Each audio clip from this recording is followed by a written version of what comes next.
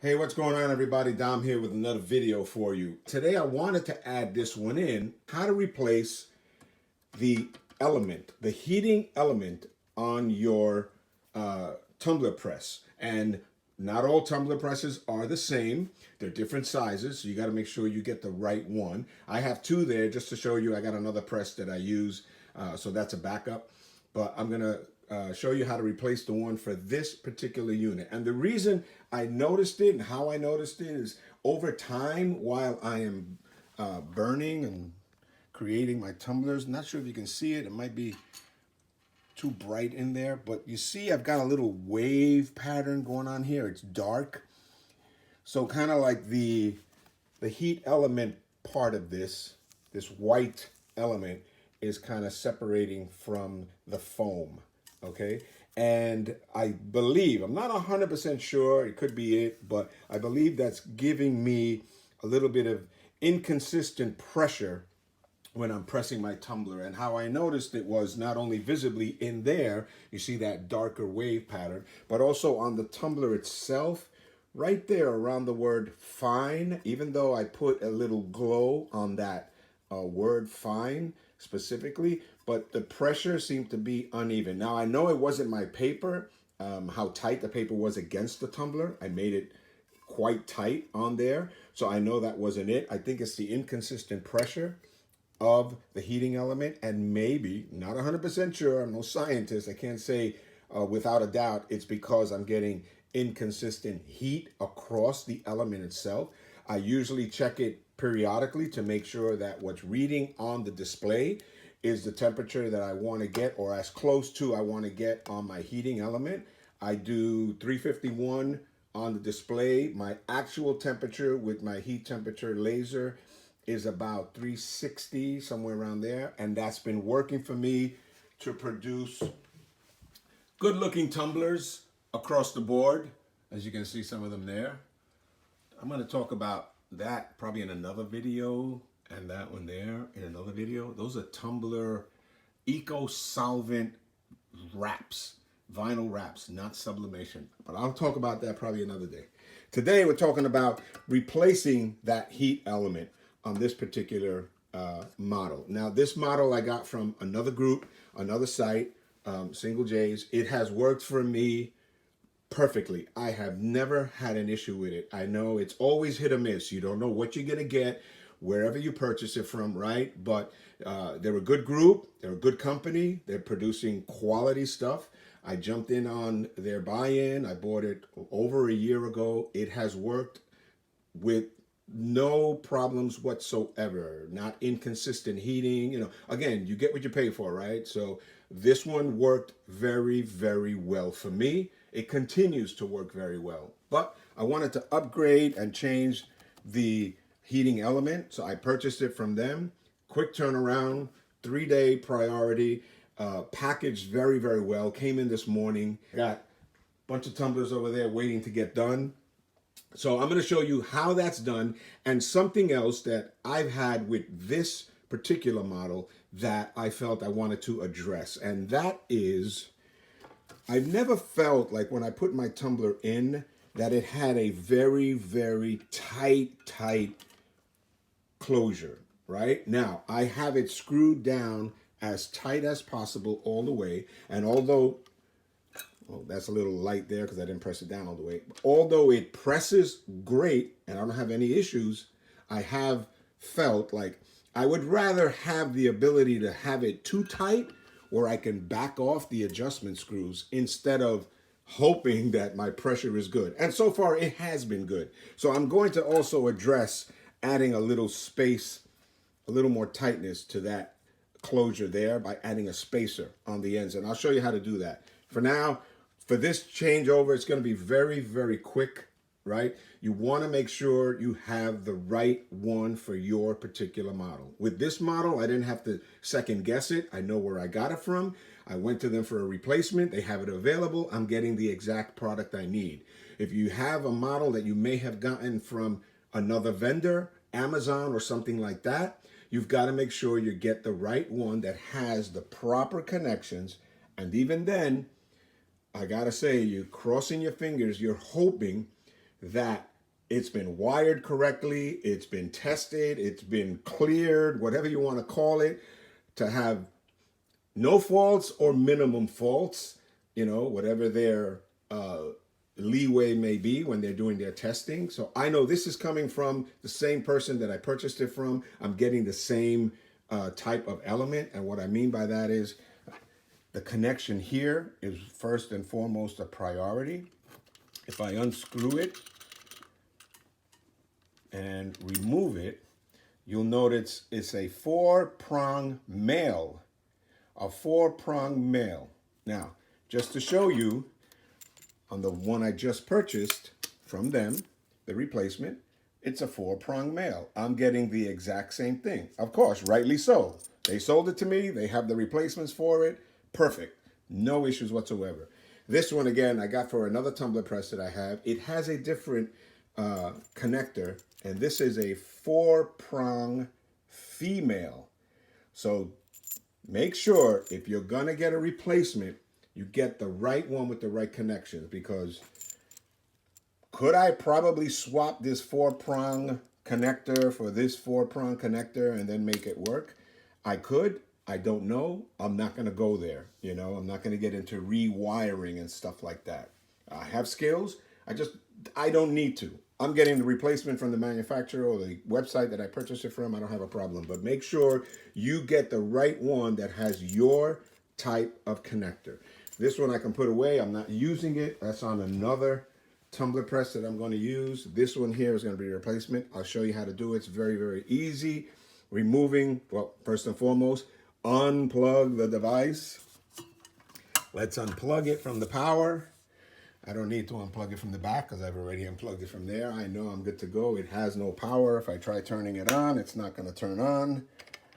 That's always, even when I'm working on my cars, disconnect the battery, disconnect the power source. So you disconnect the power source. We're going to remove the connector there. Now this one had an extra hold down screw to hold down the cable.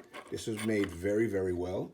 I already took that off. It's just a little loop that goes connected with a screw. I removed that. And now I can remove the element itself from the tumbler press. So now let's get to this. I'm gonna screw these off really quickly. I'm not gonna record it. It's boring. So I will get back and they will be all off. Okay, now that the 8 screws are off, it's very easy. You can just squeeze it and slide it across. Be very careful. The metal on the edges here are a bit sharp, so you don't want to slide your fingers or your hand across it too quickly or too harshly, because it can give you a very intense paper cut. It's, you know, it's not paper, it's metal. So just be careful when you're handling it, when you're removing it. So now that that's out of the way, this is what it looks like without. And I could very easily take the new one, pop it in, and be on my way. But as I said, I want to tighten the gap a little bit now. When I first was looking at how the system was designed, I could have added a spacer here or there, unscrew the whole thing, but I didn't want to get into it then. And I noticed right now this is probably the easiest way. So there are 2 screws here, and there are 2 on this side holding these 2 metal pieces there, but I would have to take the cover off and get to those. But I'm only going to remove these 2 screws right here. With a number 5 hex key, I can unscrew it. And what I'm gonna do is, once it's removed, just add a washer, a simple washer, not too thick, just a little washer, a flat washer. I'm gonna add it in right in there. Okay, so now that it's out, you'll see it has a lock washer there. I'll just drop that there and drop that one there. 2 little lock washers. And then the hex screw that goes through this bar. Now, could I just turn the screws and that will create more of a tightness, you know, pushing it out this way? If I turn the screw to the left and let it stick out a little more and leave it like that, yes, that will work. I can do that. It'll give me a little more tightness. However, I'm concerned that the gap that's between there and that end there, that gap I don't know. I'm concerned that over time, with the constant opening and closing, it could shift, it could start to wobble, it can cause unnecessary pressure on the screw, it could snap, it could damage. So I don't want to leave anything loose. I'm just looking for a small amount of gap, and I'm just using a regular flat washer, putting back the original washer. If I feel that it's not enough, I may add an additional lock washer on the other end just to secure it. All right, so I have the bar with the screws in place. I tightened it down a little bit. I decided to go with 2 washers on each side for that little extra space, simply because I did a dry run and I wanted to have possibility that I could tighten it even further if I decide to go with a different type of tumbler. So I added the 2 to give me that extra tightness there. When you are tightening it down, make sure you hold down the lever screw here, the screw down bolt, hold it down in place so you can tighten that down. But it's in place, it's secure, and now it's just a matter of putting the element back in. So I did a dry fit with the new element in place and my washer in place as well to give me that extra tension there, that extra tightness when I close it over the tumbler. And I decided I wanted to go with 2 washers just to give me a little extra. And I did the dry fit, I closed it, and I can turn back. As I said, I want the ability to loosen it instead of having to tighten it all the way and then I can't make it any tighter. And that's the reason why I added those washers there. And I didn't want to have that open gap here by not putting the washer in. You know, I could have just turned the screw out. It would have gave me that tightness. But my concern is because it's not pressed up tightly up against it, it could have some wobble, some, tension that is unnecessary on that screw sticking out. So I wanted it all the way tight with the lock washer and the 2 additional washers that I added in right here.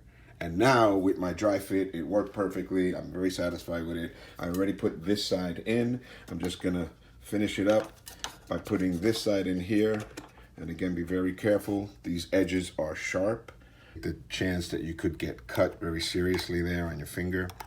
Because it is metal, it's worse than a paper cut. So I'm going to put the 4 screws back in and complete this job. Okay, so now with the element back in place, everything buttoned down nicely up here. I even attached it to the controller and put the hold down clamp, if you will, back in there. That secures the cable from being pulled out accidentally if it snags on something here. So that's a nice feature on this. Everything is done. I did the final dry fit, and the pressure that I'm looking for on the tumbler with the press is as I want it to be, with the ability to still turn it back if I have to loosen it or tighten it if I go to different size tumbler. So I hope this video was helpful for anyone that's looking to change their element on their press. I gave you this particular one for the one that I have. Most of them are kind of similar. And also I showed how I increased the tension, the tightness on the press itself for me, for how I'm doing my work. But keep in mind, if you do go with a replacement, if you are unable to get it from the manufacturer for the press that you purchased, get something close to it. You run the risk that it may not be 100%, it may not function properly. Always be careful, but most importantly, make sure your connector is the proper connector so you don't have any issues later on, whether it's a 4-prong female, male, 5-prong, 3-prong. It could be anything with these aviation type connectors here. And always, when you're working on anything electrical, you should always unplug it from the source, make sure it's unplugged so you don't have any danger of getting an electrical short while you're working on it. And it's a good idea to disconnect it from the power source when it's not operating. I've seen some that have caught fire for whatever reason, I'm not sure, but you should always keep it disconnected when not in use, and do not leave it unsupervised. If you walk away and it's working, you want to be somewhere nearby, so you want to be able to shut it down immediately so you don't have any serious damage to the unit, to yourself, to your home. You know, you don't want to get caught in that. So I appreciate you watching the video. Subscribe to the channel if you haven't done so already, and stay tuned for the next one.